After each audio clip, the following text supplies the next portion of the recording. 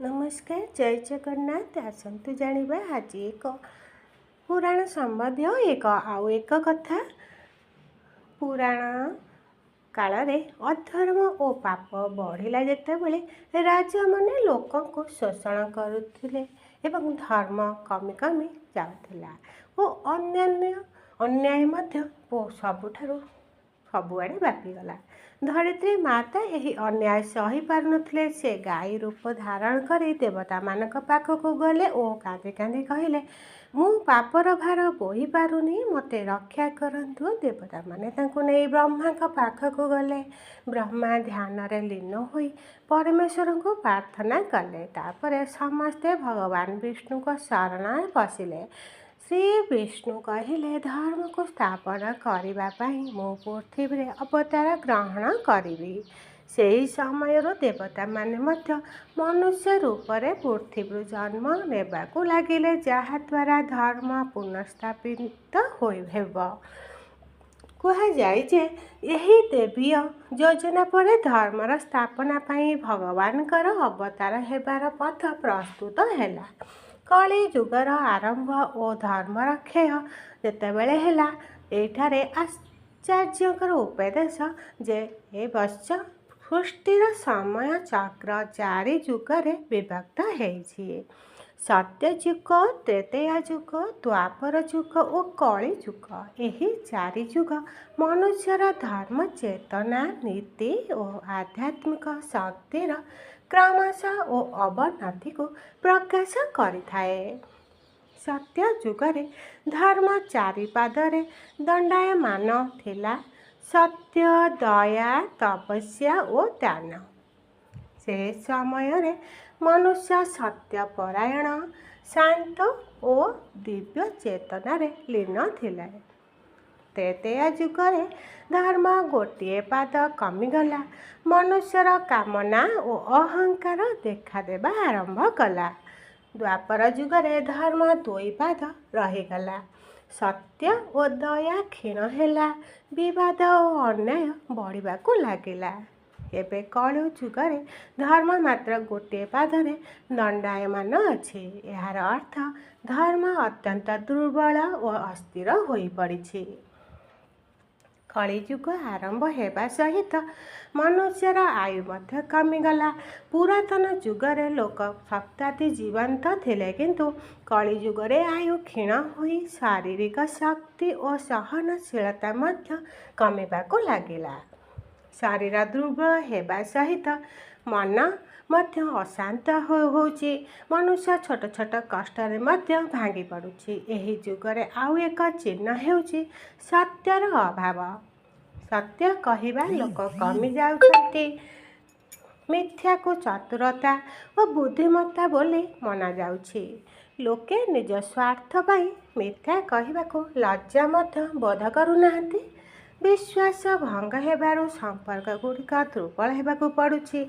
कली युगरे धन को धर्म ठारू बड़ मना जाउछि। धनी व्यक्ति को सम्मान मिलुछि जदिओ से नीतिहीन हेउ। ज्ञान चरित्र नीतिर मूल्य एठारे कमी जाउछि। धन सम्मान प्रधान होई जाउछि। एही परिस्थिति रे लोके सत्य पथ छाड़ी अन्याय पथरे धन अर्जन करने आरंभ करुछन्ति। तेणु गुरु और बड़ मानक प्रति सम्मान मध्य कमी कमी जाउछि। पूर्वरु शिष्य माने गुरु को देवता समान मन करुथिले, किंतु आज लोक गुरु का उपदेश को अवहेला करुछन्ति। अहंकार बढ़िबारु मनुष्य शिखिबा इच्छा हराई थाए। जेउठारे ज्ञानर सम्मान नाही, सेठारे अज्ञान अंधकार प्रसारित हुए। कली युगरे धर्म बाह्य आचार्य सीमित हो जाए। लोके देखा देखी भाई पूजा करुछन्ति, दान करुछन्ति, किंतु मनरे लोभ मोह भरी करी रहिछि। भक्ति हृदयरु नुहे, प्रदर्शन पाई करा जाउछि। यारु धर्मर आत्मा नष्ट होउछि। पुराण कहूछि जे धनी लोक को ज्ञानी मना जीव नहीं, किंतु पुराण रे एठारे अच्छी जे कलिजुगे धनी लोक ज्ञानी मना जीव। यार अर्थ हेउछि लोके बाह्य समृद्धि को ज्ञानर समान मानिबे। ସତ୍ୟଜ୍ଞାନୀ ଋଷି ସଦୃଶ ଜୀବନ ବ୍ୟତୀତ କରୁଥିବା ବ୍ୟକ୍ତି ଆଗ୍ରହୀ ହେବେ। ଯାହାର ପାଖରେ ଶକ୍ତି ଅଛି ସେହି ନ୍ୟାୟ କରିବ। ଅର୍ଥାତ୍ ନ୍ୟାୟ ଧର୍ମ ଉପରେ ହିଁ ନୁହେଁ, ଶକ୍ତି ଓ ପ୍ରଭାବ ଉପରେ ହିଁ ନିର୍ଭର। ଏସବୁ ଆଗରୁ ହିଁ ଲେଖା ଅଛି କଳିଯୁଗର ଭବିଷ୍ୟତ କଥା, ଯାହା ଏବେ ଘଟୁଛି। ଶକ୍ତିଶାଳୀ ଲୋକ ସତ୍ୟକୁ ଦମନ କରିବେ, ଦୁର୍ବଳ ନ୍ୟାୟ ପାଇବାକୁ ବଞ୍ଚିତ ହେବେ। ଏହି ପରିସ୍ଥିତିରେ ସମାଜରେ ଅନ୍ୟାୟ ବଢ଼ି ବଢ଼ି ଚାଲିବ। ଲୋକେ ଧର୍ମକୁ ଛାଡ଼ି ସ୍ୱାର୍ଥପର ଜୀବନ ବ୍ୟତୀତ କରିବାକୁ ଲାଗିଛନ୍ତି। ଲୋଭ, କ୍ରୋଧ, ଈର୍ଷ୍ୟା ଓ ମୋହ ମନୁଷ୍ୟ ହୃଦୟକୁ ଆବରଣ କରେ। ମନ ଅଶାନ୍ତ ହେବାରୁ ସୁଖ ଥିଲେ ମଧ୍ୟ ମନୁଷ୍ୟ ଶାନ୍ତି ଲାଭ କରିପାରୁନାହିଁ। କିନ୍ତୁ ବତ୍ସ, ଏହି ଅନ୍ଧକାରରେ ମଧ୍ୟ ଆଶାର ଆଲୋକ ରହିଛି। ଧର୍ମ ପୂର୍ଣ୍ଣ ନଷ୍ଟ ହୋଇନାହିଁ। ସେହି ମନୁଷ୍ୟର ହୃଦୟରେ ଗୁପ୍ତ ଭାବରେ ରହେ। ଯେ କେହି ସତ୍ୟ, ଦୟା ଓ ଭକ୍ତିର ପଥ ଅନୁସରଣ କରେ, ସେ କଳିଯୁଗରେ ଦୋଷରୁ ମୁକ୍ତ ହୋଇପାରେ। ଆଚାର୍ଯ୍ୟ ଶେଷରେ କହିଲେ, କଳିଯୁଗ ଦୋଷରେ ପୂର୍ଣ୍ଣ, କିନ୍ତୁ ଏହାର ଏକ ମହାନ ଗୁଣ ଅଛି। ଭଗବାନଙ୍କ ନାମ ସ୍ମରଣ କଲେ ମଧ୍ୟ ମୋକ୍ଷ ପ୍ରାପ୍ତ ହୋଇଥାଏ। ତେଣୁ ଭୟ କରିବାର ନାହିଁ। ଧର୍ମର ଦୀପକୁ ନିଜ ହୃଦୟରେ ପ୍ରଜ୍ୱଳିତ ରଖ। ସତ୍ୟ କୁହ, ଦୟା କର ଓ ଭକ୍ତିରେ ଅଟଳ ରୁହ। ଏ ହେଉଛି କଳିଯୁଗର ଧର୍ମର ସତ୍ୟ ପାଳନ। କଳିଯୁଗ ଧର୍ମ ରକ୍ଷା କରିବା ପାଇଁ ଆମକୁ 10ଟି ଉପଦେଶ ମଧ୍ୟ ଆଚାର୍ଯ୍ୟ ଦେଇଛନ୍ତି। ଯଦି ଏହି 10ଟି ଉପଦେଶ ଆମେ ମାନିବା, ତାହେଲେ ଆମେ ସତ୍ୟ ରକ୍ଷା କରିପାରିବା ଓ କଳିଯୁଗ ଯେଉଁ ଦୋଷରୁ ଆମେ ରକ୍ଷା ମଧ୍ୟ ମିଳିବ। ପ୍ରତିଦିନ ସତ୍ୟ କହିବାକୁ ଅଭ୍ୟାସ କରିବା। ଧନଠାରୁ ଧର୍ମ, ଚରିତ୍ରକୁ ବଡ଼ ମାନିବା। ଗୁରୁ, ମାତା, ପିତା ଓ ବଡ଼ମାନଙ୍କୁ ସମ୍ମାନ କରିବା। ଦେଖା ଦେଖି ଧର୍ମ ନ କରି ହୃଦୟରୁ ଭକ୍ତି କରିବା। ଲୋଭ ଓ ଅନ୍ୟାୟ ଆୟକୁ ଜୀବନରୁ ଦୂରେଇ ରଖିବା।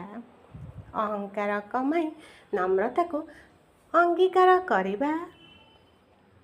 ଅନ୍ୟଙ୍କ ସହାୟତା କରିବାକୁ ଧର୍ମ ଭାବେ ଗ୍ରହଣ କରିବା। ମନକୁ ଶାନ୍ତ ରଖିବା ପାଇଁ ପ୍ରାର୍ଥନା ଓ ନାମ ସ୍ମରଣ କରିବା। ଶକ୍ତି ନୁହେଁ, ନ୍ୟାୟ ଓ ସତ୍ୟକୁ ସମର୍ଥନ କରିବା। 10 ନମ୍ବରରେ ସତ୍ସଙ୍ଗ ଓ ଭଲ ଚିନ୍ତାଧାରାରେ ନିଜ ଜୀବନକୁ ଉତ୍ସର୍ଗ କରିବା ସହିତ ଏହିସବୁ ଭଲ କାମ କଲେ ଆମେ ସତ୍ ଯୁଗ ଭଳି ଆମେ ମଧ୍ୟ ହେଇପାରିବା।